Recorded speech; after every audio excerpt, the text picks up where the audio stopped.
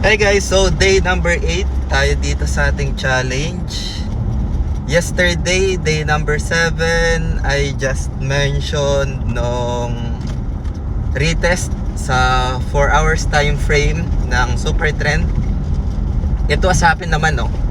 So nagkaroon ngayon ng pag-akyat ng presyo, na-respect yung super trend.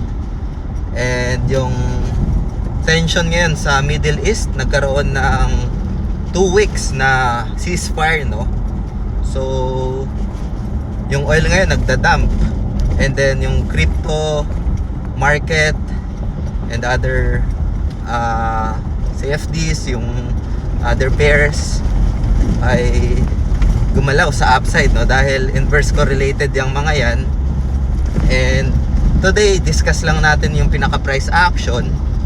Dahil tayo ngayon sa Maribeles sa may zigzag, malapit na tayong zigzag. So discuss natin yan dito sa video natin today. Kamusta na yung pinaka performance, results, day 8 ng ating challenge. Pero bago tayo dito magsimula, kung hindi nyo pa na like itong video na ito, please like this video first, subscribe nyo yung YouTube channel natin, turn on the bell icon para ma-notify kayo dito sa mga updates natin na ginagawa sa ating YouTube channel, guys, no? So puntahan natin dito sa ating cellphone yung pinaka price action, no, nitong si Algo, yung open positions natin for this challenge. Ay, bago pala guys natin i-share yung pinaka app natin dashboard, ay share ko lang itong pinaka view dito sa may Alas Asin, part ng Maribeles. After this ay dadaanan natin yung zigzag. Right guys, so papasok tayo ng Fab Freeport area, Bataan. So sa baba nito ay zigzag. Ito yung view. Alright. And bababa tayo ng Maribeles. Yan yung pinaka view dito sa zigzag.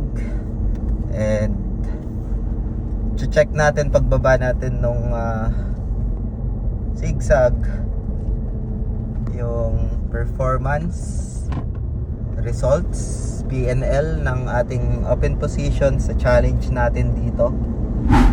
Alright guys, so andito tayo sa pinaka price action nitong si Algo.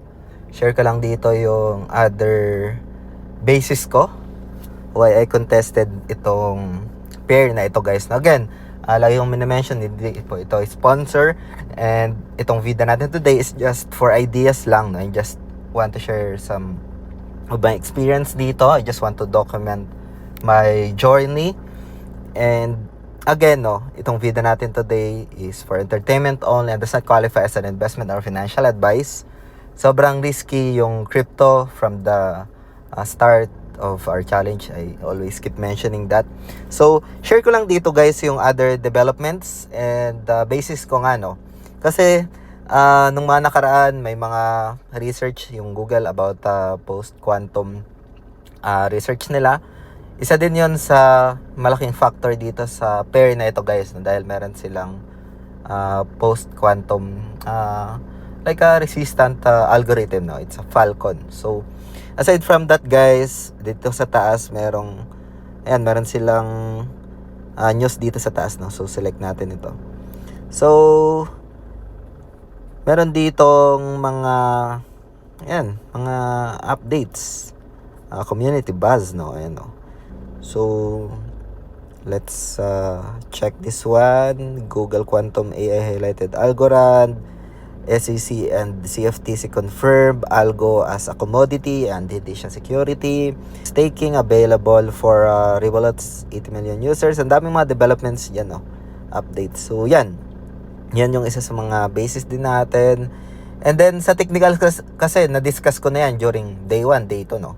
Meron siyang double bottom, may mga divergences, confirmations. So malaking bagay din kapag meron kang experience and other data na ni-research mo, no? So let's go back naman sa price action. Yesterday I discussed this zone sa 4 hours time frame, a probability of retest, and will serve as support. it was confirmed, no? So dyan nagstay yung price action, and after that nag-bounce. So yan yung isa sa mga basis din natin for a retracement, no?